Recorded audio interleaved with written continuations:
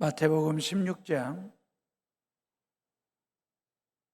13절에서 17절.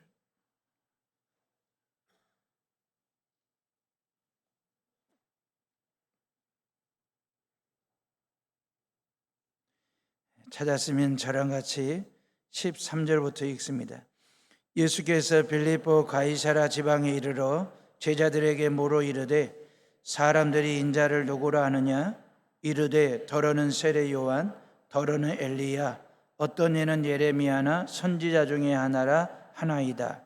이르시되 너희는 나를 누구라 하느냐? 시몬 베드로가 대답하여 이르되 주는 그리스도시요 살아계신 하나님의 아들이시니이다. 예수께서 대답하여 이르시되 바요나 시몬아 네가 복이 있도다. 이를 네게 알게 하니는 혈육이 아니요 하늘에 계신 내 아버지시니라. 아멘. 불볕 더위, 찜통 더위, 그 기세가 만만치 않습니다. 요즘 얼마나 더우면 압력솥 더위라고 얘기하거든요. 압력솥은 모든 것을 찌고 쪄내고 삶는 거잖아요. 요즘 날씨가 감자를 찌듯이 우리의 몸을 찌는 듯한, 아니면 빨래를 삶아내듯이 우리의 삶을 삶을 듯 하는 그런 압력솥 더위를 지금 우리가 경험을 하고 있는데, 이 무더위에 건강들 하시기를 주님의 이름으로 축원합니다. 폭염의 시기가 작년보다는 늦어졌대요. 작년보다 폭염이 늦게 왔는데 그 폭염의 강도와 세기는 작년보다 더 세졌대요. 앞으로 더 그럴 거래요. 이게 우리에게 주어진 염려스러운 부분이잖아요. 여름 날씨가 더운 것은 자연현상이니까 힘들어도 어찌할 수 없는 거니까 적응하고 견디면 됩니다. 다만 일상생활까지 우리가 덥게 살면 되겠냐 그 말이에요. 날씨가 더운 건 어쩔 수 없지만 일상생활을 시원하게 살 거냐 덥게 살 거냐 하는 것은 자기 몫이라는 거예요. 자기 하기 나름이라는 거예요. 몸은 더워도 마음은 시원하게 살 수 있는 그런 삶 말입니다. 때가 되면 가을바람이 시원하게 불 때가 오지 않겠어요? 파마도 때가 되면 풀리고 더위도 때가 되면 풀리게 돼 있는 것이거든요. 그러니까 더워도 삶을 시원하게 사는 어떤 자신만의 노하우를 가지고 살면 더위 견딜만 하고 그리고 즐길만 합니다. 예를 들면 택배 하시는 분들, 이분들 하루 종일 무거운 짐을 들고 지고 집집마다 배달하시는 분들이잖아요. 하루에 3만 보 이상을 걷는 중노동자들이라고 이야기합니다. 지난주에 택배 노동자 3분이 더워서 그냥 숨을 거두신, 잇따라 숨지는 사고가 지난주에 있었습니다. 요즘은 택배 시간이 문자로 미리 공지가 되잖아요. 전달이 되잖아요. 몇 시쯤에 택배 전달하겠다고. 그러면 그 시간에 여러분 아파트 문고리에다 밖에다가 시원한 음료수 하나 걸어 놓으시고 날씨 더운데 고생하신다고, 건강하시라고 이렇게 코멘트 하나 해놓으면 택배 아저씨들이 배달 왔다가 얼마나 기분이 또 마음이 위로가 되고 힘을 얻을까. 지친 몸을 잠깐 추스릴 수 있는 그런 시간이 되는 거잖아요. 에이스라고 하는 비스켓 하나 더 곁들여 놓으면 더 좋죠. 당신은 에이스입니다. 문구 적어서 그래 놓으면 더위를 이기는 시원한 방법이지 않을까. 택배 아저씨도 더위를 이기고 그렇게 섬기는 나도 속이 시원해지고. 그러면서 택배 아저씨가 위를 올려다봤더니 해오름교회 교패가 붙어 있는 거예요. 그럼 그 택배 아저씨가 그럼 그렇지, 예수 믿는 사람들은 뭔가 달라도 달라, 이런 생각 말입니다. 그 순간에 지저스 에어컨 바람을 쐬는 시간이 돼요. 그 집 앞에서 지저스 에어컨을, 시원한 바람을. LG 휘센이나 캐리어나 위니어 에어컨은 몸만 시원하게 해줍니다. 근데 지저스 에어컨은 몸도 시원케 하고 마음 속까지 시원케 합니다. 우리 해오름의 식구들은 모두가 다 지저스 에어컨이 됐으면 좋겠어요. 각자에게 주어진 삶의 현장에서 정말 에어컨처럼 나도 시원케 하고 내 주변 사람들까지 몸도 마음도 삶까지 시원케 해주는, 말을 시원하게 한다든지 행동 속에 시원함이 묻어 있으면 그게 지저스 에어컨이 되는 거예요. 베드로는 예수님을 시원케 해드리는 신앙 고백을 했어요. 그 신앙 고백을 한 베드로도 얼마나 속이 시원했을까라는 생각 말입니다. 가이사라 빌립보는 성지순례를 가서 보면 갈릴리 북쪽에 있습니다. 헐몬산은 만년설이. 그 헐몬산에서 흘러내리는 물을 가지고 농사를 짓기 때문에 가이사라 빌립보 땅은 정말 옥토입니다. 농사 짓기에 딱 좋은 땅이에요. 거기에 빌립이라는 왕이 거대 도시를 만든 거예요. 우상 숭배의 메카로. 그러니까 로마 황제의 이름인 가이사라와 자기 이름을 더해 가지고 가이사라 빌립보라고 하는 도시명을 지은 거거든요. 가서 보면 우상 숭배들이 얼마나 우상 단지들이 많은지, 예수님은 이 우상 숭배의 메카인 이 가이사라 빌립보에서 제자들에게 의미심장한 질문을 던져요. 사람들이 나를 누구라고 하더냐? 제자들은 내심 놀랬어. 예수님한테 이런 질문이 나올 거라고 생각을 못했지. 근데다가 예수님을 향한 민심의 호불호가 있어요. 예수님에 대한 민심 여론이 별로 좋지가 않아. 목수의 아들이라고 무시하는 여론이 있었어요. 또 하나, 죄인들과 세리들과 창녀들과 어울린다고 그들의 친구로 산다라고. 그는 심지어 포도주를 즐기는 자, 그리고 귀신 들린 자를 쫓는 그런 사람이라고 혹평 아닌 혹평, 그런 여론들이 있었거든요.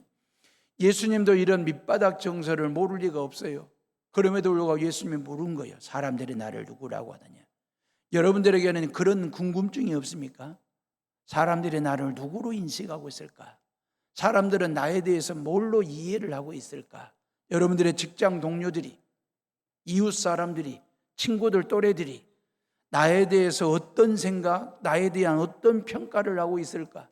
임 목사님은 나를, 여러분들은 저를 어떻게 이해를 하고 해오른 교회를 다니고 있을까라고 하는 이 궁금증 말입니다. 여러분, 남의 시선과 남의 평가가 부담스러운 건 사실이에요. 그런데 필요합니다. 아주 중요하거든요. 남의 시선과 나를 향한 남의 평가가. 왜냐하면 그 시선과 평가 때문에 자기를 관리하려고, 자기 관리를 잘하려고 애씀이 있어요.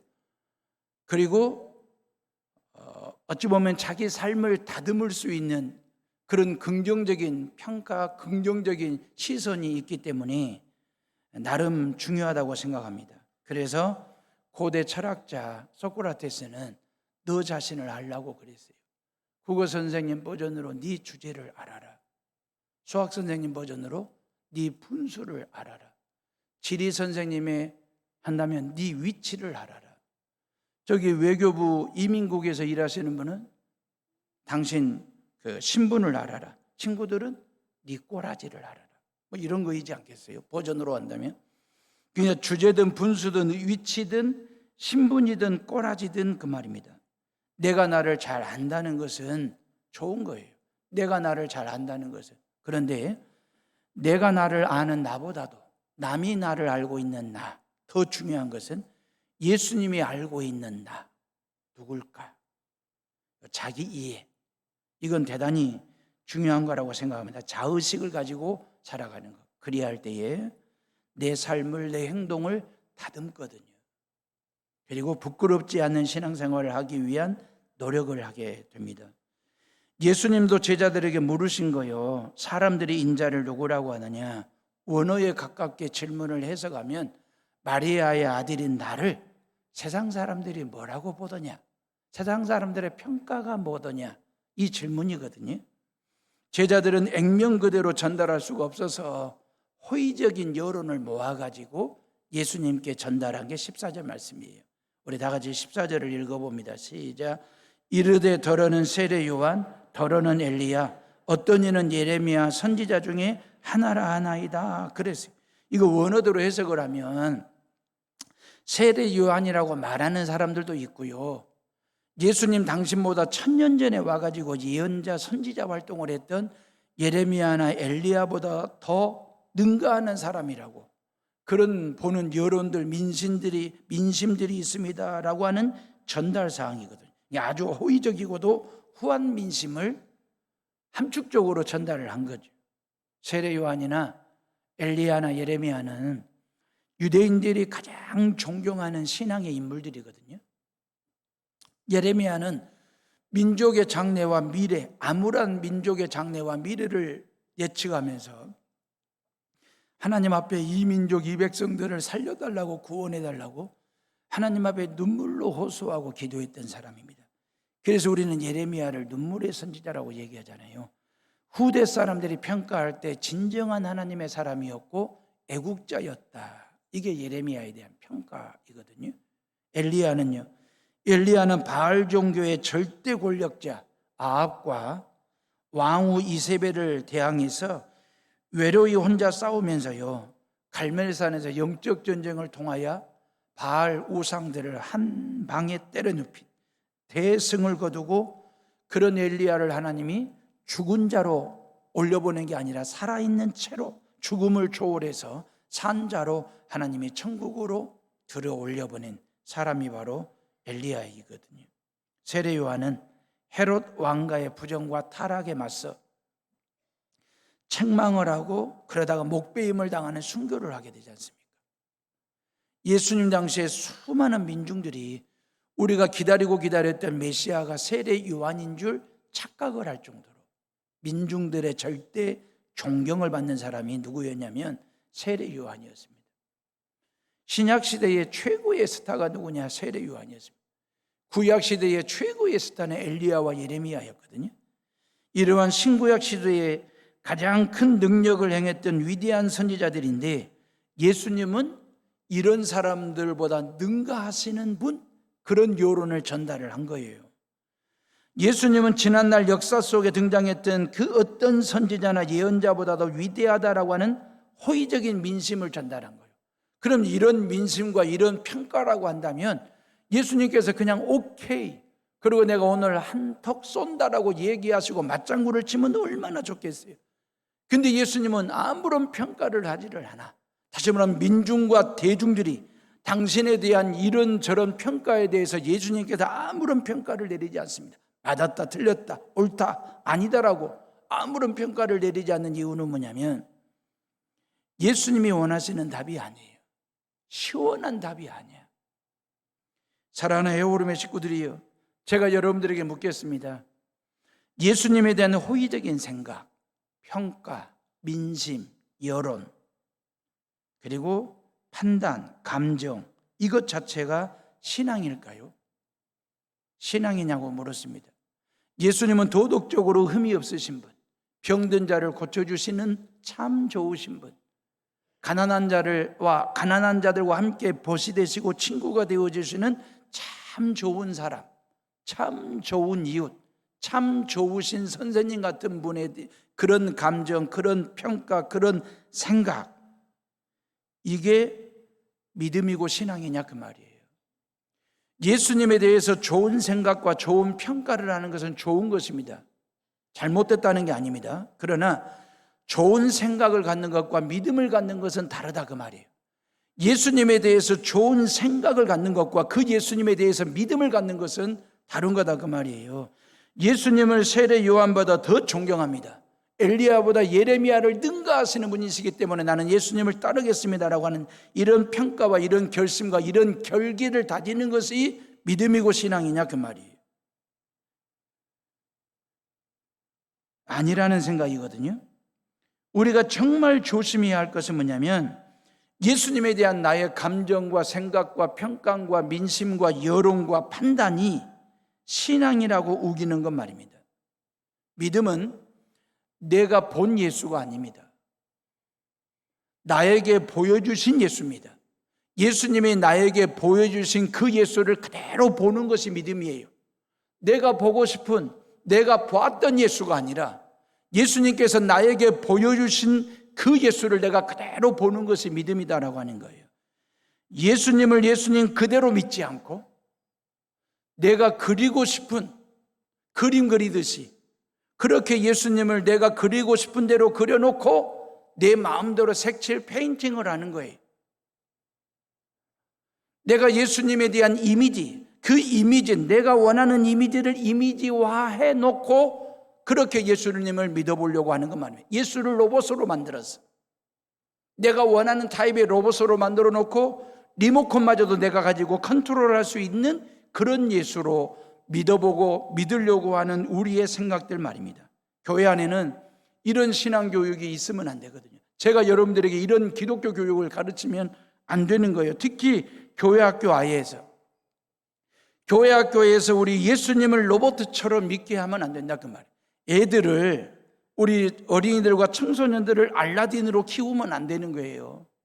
그냥 예수님을 요술램프 문지르면 무엇이든지 다 들어주고 내가 원하는 대로 다 해주는 그런 예수, 어지 도깨비 방망이처럼 요술램프처럼 그 말이에요. 그렇게 믿고 그렇게 신앙생활을 하면 안 된다 그 말이에요. 그냥 자녀들로 하여금 예수님을 챗 GPT처럼 그 말이에요. 챗 GPT에게 내가 묻는 대로 요구하는 대로 다 답을 주잖아요. 길을 보여주잖아요. 알려주잖아요. 예수님을 그 정도의 예수로 챗 GPT처럼 요술램프처럼 로봇처럼 내가 그리고 싶은 그런 그림으로 예수를 그려놓고 그렇게 믿는 예수 아니라는 거예요. 예수님을 인간 수준에 놓고 그 말입니다. 그 예수님은 나보다는 더 높지, 나보다는 더 위대하신 분이시지만 그 예수님은 나처럼 그 말이에요. 그냥 예수님을 휴머니스트 정도로, 우리를 죄 가운데서 구원하신 독립군 정도로, 아니면 종교 천재 정도로 예수님을 그렇게 믿으려고 해서는 안 된다 그 말이에요. 믿음은 그 차원을 뛰어넘는 거예요. 신앙 고백은 그 차원을 넘어서야 된다 그 말이에요. 예수님 당시의 사람들은 예수님을 자기 수준에 맞춘 거예요. 예수님을 끌어내려가지고 자기 수준에 맞춰가지고 그렇게 예수님을 자기 원하는 타입의 예수님으로 만들어 놓고 신앙생활을 하려고 하는 거지. 근데 믿음이라고 하는 것은 예수님 수준에 나를 부단히 끌어올리고자 하는 노력을 믿음이라고 얘기하는 거예요. 이 순간 성령의 도움을 받고 이 순간에 하나님의 인도하심을 받아가지고 예수님의 삶과 예수님의 말과 예수님의 행동과 예수님의 모든 것에 나를 끌어올리기 위해서 부단한 노력과 부단한 힘씀과 애씀과 수고와 헌신, 이게 곁들여질 때 믿음이 되는 거예요. 예수님을 내 수준에 끌어내리는 게 아니라 예수님 수준에 나를 끌어올리려고 하는 노력, 애씀 말입니다. 그게 신앙이고 고백이고 그게 신앙 성장이고 성숙이에요. 사랑하는 에어룸의 식구들이요, 예수님에 대한 여러분들의 생각은 어떻습니까? 우리 교회 학교 아이들은 예수님에 대해서 어떻게 이해를 하고 신앙생활을 하고 있을까요? 여러분들 자녀들에게 너는 나를 누구라고 믿느냐? 예수님이 물으실 때에 그 말이에요.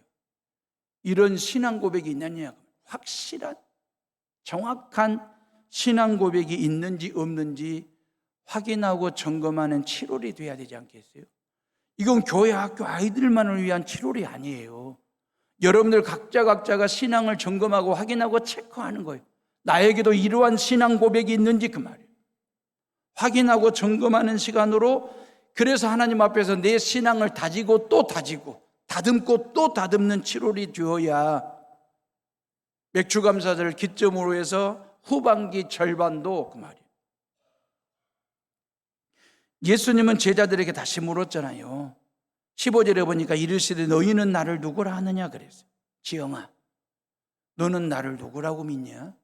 김장로, 이권사, 최집사, 너는 나를 누구라고 믿느냐 그 말이에요. 뭐라고 답하시겠냐 그 말이에요. 뭐라고 고백하시겠냐 그 말이에요. 베드로가 뭐라고 신앙 고백한지 우리는 알아요. 달달달 외우고 있어요. 주는 그리스도시요 살아계신 하나님의 아들이십니다. 이 베드로의 신앙 고백을 우리는 너무 잘 알아. 근데 이걸 체화했냐 그 말이에요. 이걸 내 신앙으로 체득했냐 그 말이에요. 베드로는 주는 그리스도시요 살아계신 하나님의 아들이십니다라고 정확한 신앙 고백을 했더니 예수님을 시원케 하는 신앙 고백이 됐어요. 이 고백을 한 베드로의 속도 시원해졌겠지. 옆에서 들었던 11명의 제자들도 얼마나 시원한 신앙 고백이 됐겠냐 그 말이에요. 주는 그리스도시요 살아계신 하나님의 아들이십니다 라고 하는 이 신앙 고백 말입니다. 주 그랬어요. 헬라어로 큐리오스 그러거든요. 이 큐리오스라고 하는 말은 주인, 절대자, 그리고 두목 그런 뜻이에요. 속된 말로 말하면 대빵 그 말이에요. 그러니까 예수님은 나의 주가 되십니다. 그 말은 예수님만이 내 인생의 절대자가 되시고 내 삶의 주인 되시고 내 삶의 두목이십니다. 내가 예수님을 내 삶의 대빵으로 모시고 살겠습니다. 이 고백이 바로 이 고백 속에 들어가 있는 것이거든요. 그래서 나의 모든 전 존재 그 말입니다. 건강이든 질병이든 성공이든 실패든 현재든 미래든 삶과 죽음 모든 전 존재를 주님께 온전히 맡기겠습니다라고 고백하는 게 주 큐리오스 그 말이에요.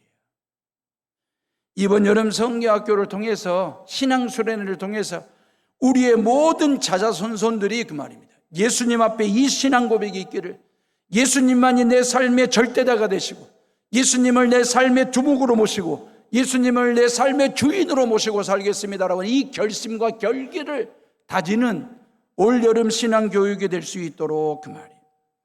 이러한 신앙 고백을 할 때 땡볕 불볕 더위를 한 방에 날릴 수 있는 얼마나 예수님의 속을 시원케 하는 신앙 고백이 되겠냐 그 말이에요. 그리스도 그 말이잖아요. 그리스도는 헬라어거든요. 히브리어로 말하면 메시아 그 말이에요. 뜻은 기름 부음을 받은 사람. 여러분 구약 시대 때 기름 부음 받는 사람이 딱 세 사람이 있었어요. 왕이 기름 부음 받았어요. 제사장이 기름 부음 받았어요. 선지자가 기름 부음을 받았어요. 그러니까 베드로가 예수님은 나의 주, 그다음에 그리스도라고 신앙 고백을 한 것은 뭐냐면 예수님이 나의 왕 되십니다 그 말이에요. 나를 다스려 주십시오 그 뜻이에요. 예수님은 나의 제사장 되십니다. 이 말은 예수님을 통해서만이 내가 죄사함 받고 구원받을 수 있습니다. 이 고백이에요.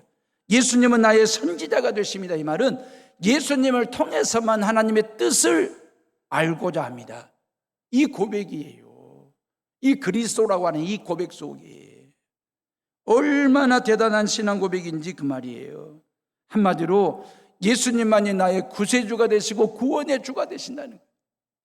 예수님을 통해서만이 하나님의 뜻을 알고 죄사함 받기를 원하는 이 신앙 고백을 예수님만이 나의 길이 되시고 진리가 되시고 생명이 되신다라고 하는 이 신앙 고백, 이걸 우리는 복음이라고 얘기해요. 예수님 속이 시원해진 거예요. 베드로의 속도 시원해졌어요. 죄라는 채증이 한순간에 혹 하고 내려가서 떨어졌어요. 살아계신 하나님의 아들이십니다. 죽은 하나님이 아니라는 거예요. 지금도 살아계셔서 어떤 철학이나 관념 속에 갇혀있는 하나님, 어떤 사상이나 어떤 역사 속에 묻혀있는 그런 하나님이 아니라 지금도 살아계셔서 말씀하시고 지금도 살아계셔서 나와 함께 하시고 지금도 살아계셔서 창조하시고 지금도 살아계셔서 구원하시고 지금도 살아계셔서 나를 도우시는 그런 하나님으로 내가 믿겠습니다. 이 고백이에요. 주는 그리스도시요 살아계신 하나님의 아들이십니다라고 이 신앙 고백하는 순간이 지저스 에어컨의 스위치 버튼을 누르는 타이밍이에요. 이 고백을 하고 이 믿음을 가지고 있으면 몸이 시원해집니다.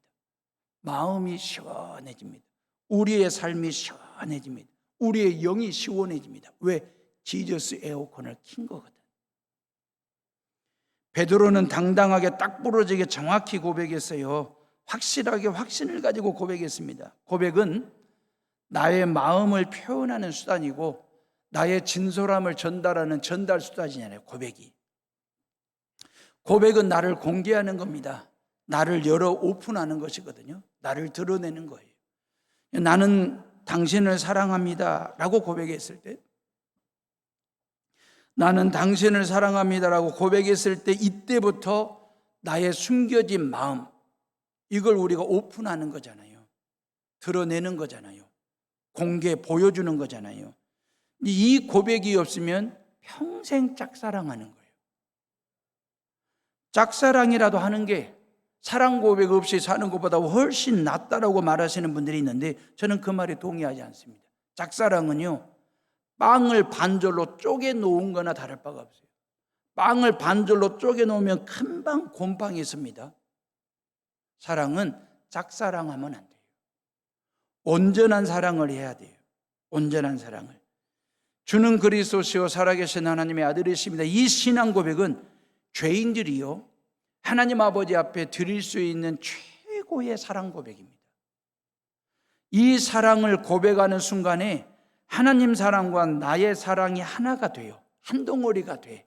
한 뭉치가 되는 거예요. 그러면 내가 그때부터 하나님과 데이트하는 시간이 열리는 거예요. 설렘이 있어요. 두근거림이 있어. 왜? 하나님 사랑과 나의 사랑이 하나가 됐거든.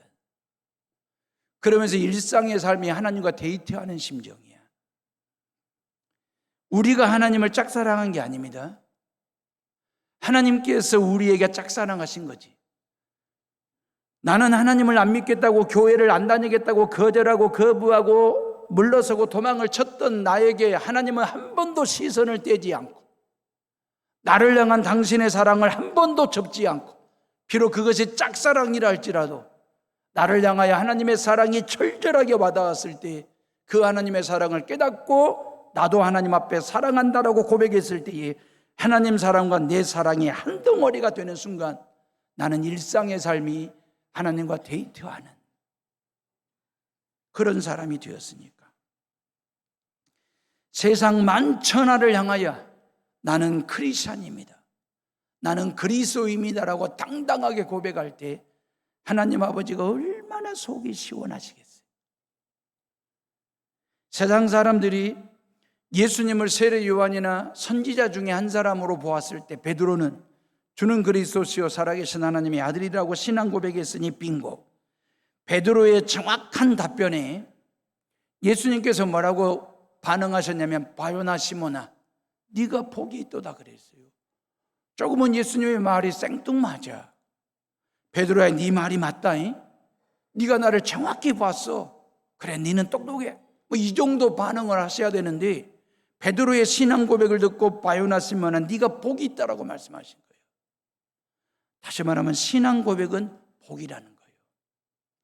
진짜 복이 뭐냐 그 말이에요. 하나님 앞에서 바르고도 옳은 정확한 시원한 신앙 고백을 하는 것이 복이라는 거예요.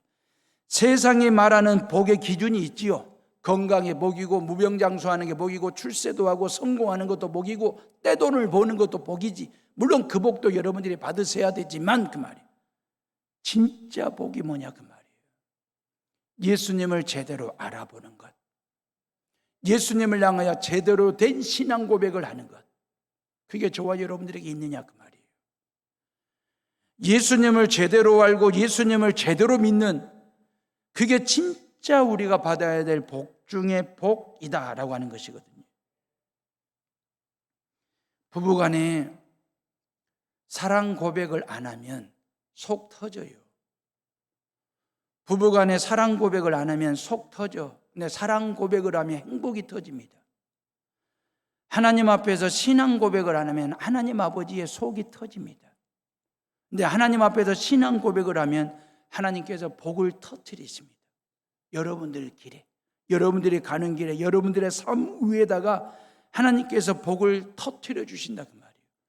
이번 여름 성경학교와 신앙수련을 통해서 우리의 모든 어린이들과 청소년들이 하나님께서 복 터뜨려 주시는 놀라운 하나님의 은혜를 경험하려면 하나님 앞에서 제대로 된 신앙 고백하자 그 말이에요. 예수님을 믿어도 제대로 믿고 예수님을 알아도 제대로 아는 아이들로 키워내는 그런 신앙교육 말입니다. 사랑하는 에오름의 식구들이요, 삶의 현장에는 수많은 문제들이 얽히고 설켜 있어요. 그래서 그런지 체감 온도는 더 더워. 날씨 온도보다도 훨씬 더 더워요. 왜? 삶이 여러 가지 얽히고 설킨 그런 문제들로 이렇게 하다 보니까 문제가 생기기도 하고 또 문제가 없어지기도 하지만 문제가 파마처럼 꼬이기도 하고 실타래처럼 풀리기도 하고 겹겹이 누적된 문제 때문에 힘들어하는 사람들이 의외로 많습니다. 그런데 신앙생활도 다양한 문제들이 있잖아요. 그러니까 삶이 팍팍하지. 사회 문제, 세상 문제도 있는데 신앙 문제까지 겹치면 엎친 데 덮친 격으로 삶 자체가 팍팍하고 무거울 수밖에 없지요. 부부간의 신앙 때문에 갈등이 생긴다든지 요즘 자녀들을 신앙적으로 키운다는 게 얼마나 힘들고 어려운지 여러분들이 알고 계시잖아요. 느끼고 계시잖아요. 교회 안에서 이런저런 갈등이 빚어져요. 세상 문제도 버거운데 신앙 문제까지 벅차. 그러면 삶이 팍팍하지. 쉴 틈 없이. 문제는 영적인 문제를 여러분들이 예사롭게 다루시면 안 돼요. 영적인 문제를 예사롭게 다루시면 안 된다. 왜냐하면 육적인 일보다도 영혼이 먼저 잘 돼야 하거든요. 요한 3서 1장 2절에 사랑하는 자여 네 영혼이 잘됨 같이 네가 범사에 잘되고 강건하기를 내가 강구하노라 그랬잖아요. 네 영혼이 잘됨 같이 네 영혼이 잘 되어야 네가 범사에 잘되고 네가 강건해진다라고 하는 얘기거든요. 사람이 동물과 다른 점은 사람에게는 동물에게 없는 영혼이 있어요. 그래서 우리는 인간을 보고 만물의 영장이라고 얘기하잖아요. 만물의 영장이라고 말하는 이유는 인간 안에는 영혼이 있다 그 말이에요. 인간의 뇌에 가장 가까운 근사체에 있는 동물이 뭐냐면 침팬지입니다. 돌고래입니다. 침팬지와 돌고래는 인간의 뇌까지는 아니지만 뇌의 근사체, 가까운 뇌를 가지고 있어요. 기억력이 탁월합니다. 침팬지하고 돌고래는. 그리고 좋은 습관과 태도를 가지고 있어요. 그런다 할지라도 그 말이에요. 만물의 영장이 될 수는 없잖아요. 하나님은 저와 여러분들을 당신 형상대로 빚으시고 그 코에 생기를, 이 말은 하나님의 혼, 그 말이에요. 하나님의 영을 부어 넣어 주셨다 그 말이에요. 이유가 뭐냐면 하나님을 믿을 수 있도록 그 신앙심을, 그 DNA를 이렇게 매겨 놓았다라고 하는 거죠. 그래서 하나님의 영, 당신의 혼을 우리 안에 장착시키시고 작동되게 하신 거예요. 왜? 하나님을 믿도록 하시기 위해서, 하나님과 끊임없는 관계를 맺고 살아갈 수 있도록 하시기 위함입니다. 왜냐하면 그 믿음이 복이기 때문에, 확실한 신앙 고백이 복이기 때문에 그렇습니다. 사랑하는 에오르미 식구들이요, 복음이 뭡니까? 예수입니다. 예수가 곧 복음입니다. 그러니까 복음을 제대로 믿으려면 예수를 제대로 알아야 됩니다. 예수를 제대로 알고 복음을 제대로 믿으면 그 사람이 복 있는 사람이다. 이게 성경의 가르침이에요. 약속이에요. 자녀들 속에, 자녀들의 생각과 자녀들의 마음과 삶 속에 이 복음을 심어주는 것, 주유를 하듯이, 차에다가 기름을 주유하듯이 주님을 쭉 넣어주고 채워주는 부모님들이 되셔야 돼요. 자녀들로 하여금. 우리 교단 총회에 손양원 정신문화 개성 사업회가 있어요. 그러니까 손 목사님의 사랑과 용서와 평화, 그리고 그 순교 신앙을 후대에게 물려주고 가르치자라고 하는 취지를 가지고 이 재단이 만들어졌어요. 전국 25개 교회 대표들이 이사로 섬기고 있습니다. 예양원 교회 목사님의 사무국장이에요. 저는 서기 이사로 섬기고 있습니다. 교회 학교 애들을 위해서 손양원 목사님의 일대기를 만화로 만들어서 전국 교회에 판매를 하고 있습니다. 그리고 손양원 목사님과 관련된 서적을 출판도 합니다. 손 목사님의 일대기를 다룬 사진 틀을 만들어 가지고 사진 전시회를 해요. 전국적으로. 지난 한 달 동안 대전 지역에서 사진 전시회를 했습니다. 끝났다고 해서 사진 틀을 가져다가 애양원 교회에다 갖다 놔야 돼요. 그래서 애양원 교회 목사님이랑 6월 30일 날, 지지난주 2주 전입니다. 월요일 날 대전에를 갔어요. 우리 교회 스타리아 승합차로 대전에 갔습니다. 거기에 사진터를 싣고 오도록 공간이 있어서, 그러면서 싣고 내려오는 길에 황전유교소에서 주유를 했어요. 근데 제가 이게 경유차인데 휘발유를 꽂은 거예요. 주유기를 꽂았어. 띠라게. 정신줄 놓은 거지. 22리터 정도, 36,000원 정도 혼유가 되었을 때 그때 아차 싶어가지고 주유기 스위치를 껐어요.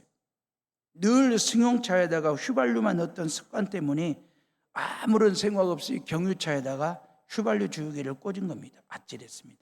이 나이가 되도록 처음 있는 일이에요. 믿으시기를 바랍니다. 진짜 처음 있는 일이에요. 아찔했습니다. 그래서 놀래가지고 주유소 사장님에게 사실대로 알렸더니 한 달에 한 명꼴로 이런 일이 생긴다는 거예요. 그러면서 차 앞에다가 주유 금지라고 하는 팻말을 세워두고 보험회사에 서비스를 얼른 부르라고 저를 도와줬어요. 저는 이미 윤기봉 장로님하고 통화가 끝난 상태고, 주유소 안에서 30분을 대기하면서 레카차가 올 때까지 그 사장님이 한 달에 한 명꼴로 당신처럼 혼유하는 사람이 나온다고 그런 말을 하시면서 꼭 넣고 싶은 단어가 있는 거야. 표정을 보니까 한 달에 한 명꼴로 당신처럼 띨한 덜 떨어진 사람이 생긴다고 말하고 싶은 그런 표정. 저는 그런 말을 들어도 맞지? 뭐 제가 실수를 했으니까 정신을 어디다 두었길래 혼유를 했냐 그 말이에요. 레카차가 왔어요. 앞머리를 들어가지고 레카차에 매달고 요수로 1시간 동안 달려들 보셨어요? 그 레카차 조수석에 앉아보셨냐고. 얼마나 쪽팔린지. 정신을 어디다 뒀길래 혼유를 해가지고 교회 승합차를 들고 여수까지 와야만 되는 그 레카차 기사님이 아무 말도 안 하는데 그냥 저를 막 훑어만 보는 것 같고, 막 저를 훑어보면서 배는 좀 나왔지만 생긴 것은 똑똑하고 괜찮아 보이는데, 믿으시기를 바랍니다. 그러면서 정신을 어디다 뒀길래 그러면 저 스스로 막 내피셜을 쓰면서 쪽팔려가지고 목사라고 하는 신분을 감추고 싶은 거예요. 교인들한테 전화가 오면 지금 통화할 수 없으니까 버튼 빨리 눌러주고 이제 전혀 모르는 척하고 이제. 그러니까 이제 석창사거리까지 왔어요. 석창사거리에 와가지고 들켰어. 목사라는 신분이 발견됐어요. 왜냐하면 석창사거리에 와가지고 우리 윤기봉 장로님한테 전화해서 안내를 받기로 했거든. 석창사거리 와가지고 전화를 하면서 마음 같아서는 기봉아 석창사거리다 그러고 싶은 거야. 마음 같아서는 기봉아 석창사거리다 그러고 싶은데 그럴 수가 있어야지. 그래가지고 장로님 석창사거리 왔습니다 그랬더니 목사님 둔덕 오거리까지 와가지고 유턴해서 목소리도 크대. 그 레카차 기사님한테 들킨 거야. 그 3만 원 용돈 드리면서 저녁밥 맛있는 거 사드시라고. 그래서 목사 띠란 목사로 보지 말아달라는 읍소용 밥값을 드렸어요. 윤 장로님 알려준 대로 전문업체 가가지고 30만 원을 들여서 기름통 청소를 한 거예요. 잘 굴러갑니다. 저는 아주 좋은 값진 경험을 했어요. 경유차에는 경유를 넣고 휘발유차에는 반드시 휘발유를 넣어야 된대요. 혼유하고 달리면 차가 자동으로 선대요. 그 엔진이 타버린대요. 엔진이 망가진다는 거, 큰일 난다는 거예요. 이러면 수리비가 몇백만 원 든다는 거예요. 근데 저는 주유할 때도 시동을 껐거든요. 혼유했다는 걸 알고 난 후 시동을 켜지 않았거든요. 그래서 기름통만 청소하는 30만 원 수리비 선에서 끝낸 거예요. 우리의 신앙도 이러지 않을까. 예수 믿는 사람은 복음만 넣고 살아야 돼요. 크리스찬은 십자가만 넣고 달려야 됩니다. 예수 피, 보혈만 채우고 살아도 충분합니다. 주일날은 주유하는 날이에요. 여러분들 다. 기름 주자가 아니라 주님 주자. 이 예배를 통해서 주일 성수를 통해서 주님의 은혜를, 주님의 말씀을, 주님의 사랑을, 주님의 축복을 쭉 이 예배 시간에 주님으로 꽉 채우는 날. 언제? 예배 시간에. 그래야 천국까지 달리는데 고장 나지 않지. 신앙 엔진이 망가지지 않는 거예요. 주님으로 꽉 채울 때, 주님으로 넣을 때 그 말. 다른 것 넣으면 신앙에 선대요. 다른 복음을 넣으면 신앙 엔진이 타버린대요. 고장이 난대요. 그러면 신앙 엔진이 망가진대요. 자동차 수리보다 더 어려운 수리가 뭔지 아십니까? 신앙 수리하는 거예요. 이단 사이비 교주의 교리가 혼합된 사람들, 이단 사이비 교주의 교리가 들어온 사람들, 이 사람들 신앙 수리하기가 얼마나 어려운지 아십니까? 여러분들의 신앙 속에 팔만대장경, 불교의 경전이 들어오면 되겠냐 그 말이에요. 여러분들의 신앙 속에 이슬람 교도들이 믿는 경전 코란이 들어와가지고 혼합되고 혼유가 되면 되겠냐 그 말이에요. 그러면 신앙 서요. 신앙 엔진 망가진다 그 말이에요. 사탄마귀는 귀에만 엿보고 있는 거지. 호시탐탐. 그래가지고 우리 신앙 안에 잡다한 것들을 넣고 주유해가지고 우리의 신앙에 서도록, 우리의 신앙이 망가지도록 하기 위해서 우는 사자처럼 두루두루 삼킬자를 찾고 있는 사탄마귀의 공격 말입니다. 사랑하는 에오름의 식구들이 내 안에 주님으로, 주님만이 내 삶의 주인 되시고 절대자가 되시고 대빵 되십니다라고 하는 요 믿음을 꽉 채울 수 있기를 주님의 이름으로 축원합니다. 주님만이 나의 그리스도가 되십니다. 주님이 나의 왕 되시기에 나를 다스려 주시고, 주님이 나의 제사장 되시기에 나를 죄 가운데서 구원하시고, 주님이 나의 선지자가 되시기에 예수님을 통해서만 하나님의 뜻을 분별하는 신앙생활을 하게 해달라고 그리스도를 꽉 채우는 거지. 살아계신 하나님의 아들이십니다. 이 믿음을 꽉 채우는 여러분들도 그런 7월, 우리 교회 학교 아이들도 그런 7월이 될 수 있기를 주님의 이름으로 축원합니다. 우리 이 시간 다 같이 조용히 묵상하며 기도합니다.